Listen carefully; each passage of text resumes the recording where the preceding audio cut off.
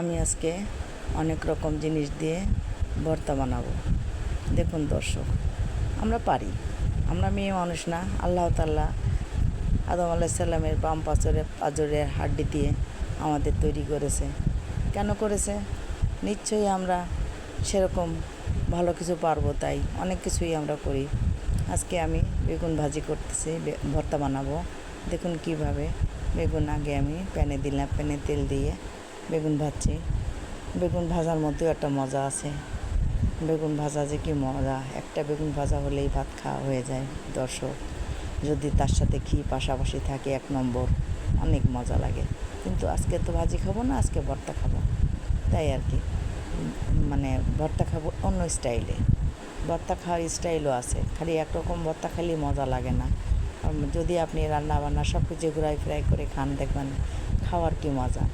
মহিলারাই এমনই জিনিস যে যারা উপস্থাপন যদি সুন্দর মতো করে, তাহলে সেটা খেতেও মজা লাগে, দেখতেও ভালো লাগে, সব কিছুই ভালো লাগে। এখন আমার বেগুন ভাজা হয়ে গেল। এখন আমি প্যানে তেল দিচ্ছি। এখন আমাকে শুকনো মরিচ দিচ্ছি। শুকনো মরিচ দিয়ে তো বেগুন ভর্তা করতে হবে, যার জন্যে আমি এখন শুকনো মরিচ লাল করছি। শুকনো মরিচ ভালোভাবে একটু নাড়াচাড়া দিয়ে একটু ভালো করে লাল করতে হবে, যাতে ভালো ভাজা না হলে ফ্লেভারটা ভালো, ভর্তা করার সময় ভর্তাটা যাতে ফ্লেভারটা, ভাজা মরিচের ঘ্রাণই একটা আলাদা, ফ্লেভারই একটা আলাদা, ওই ফ্লেভারেই ভর্তাটা অনেক মজা লাগে। এখন আমি আলু ভাজছি আর একটা টমেটো দিয়েছি। ভর্তাটা কিভাবে করি দেখেন। এখন এটাকে একটু ভেজে নেব, ভালো আলুটাও ভেজে নেব। অনেকে ভর্তা ভাতের মধ্যে দিয়ে করে, সেটা আলাদা মজা, আর এইভাবে করলে আলাদা মজা। এখন আমি ভর্তাটা বানাচ্ছি কিভাবে দেখুন। এখন আমি শুকনো মরিচকে সুন্দর মতো ভেঙে চুড়ে সুন্দর মতো মনের ভিতর মনের মাধুরী দিয়ে শুকনো মরিচকে আমি সুন্দর মতো ভর্তা করছি। এবং পেঁয়াজকে চপ করে রাখছিলাম কুচি কুচি করে, সেই কুচিমুচি দিয়ে সুন্দর মতো ভর্তা বানাইছি।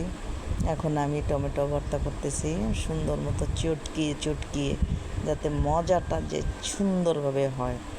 এখন আমি আলু সুন্দর মতো ভর্তা করছি।